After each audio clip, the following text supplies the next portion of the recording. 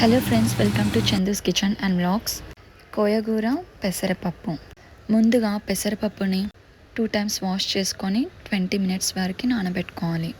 కోయగూరని cut చేసుకొని 3 సార్లు నీట్గా కడుక్కోవాలి. ఇప్పుడు కడాయిలో 2 పావుల నూనె వేయాలి. 1 స్పూన్ ఆవాలు, 1 స్పూన్ జీలకర్ర, కట్ చేసి పెట్టుకున్న ఉల్లిపాయలు, మీ కారానికి తగ్గట్టు పచ్చిమిరపకాయలు మంచిగా కలుపుకొని 2 నిమిషాలు కుక్ చేసుకోవాలి. ఇప్పుడు 1 స్పూన్ అల్లం వెల్లుల్లి పేస్ట్, పసుపు వేసి 2 నిమిషాలు కలుపుకోవాలి. ఇప్పుడు నానబెట్టుకున్న పెసరపప్పు వేయాలి. పచ్చి వాసన పోయే వరకు కలుపుకొని 2 నిమిషాలు అలా కుక్ అవ్వనివ్వాలి. కుక్ అయిన తర్వాత ఇప్పుడు 1 స్పూన్ సాల్ట్ వేసుకోవాలి. ఒకసారి కడుక్కొని పక్కన పెట్టుకున్న కోయగూరని వేసుకొని అడుగు అంటకుండా కలుపుకోవాలి. మూత పెట్టుకొని 15 నిమిషాలు సిమ్ ఫ్లేమ్లో ఉడకనివ్వాలి. బాగా ఉడికిన తర్వాత కొన్ని నీళ్లు యాడ్ చేసుకోవాలి.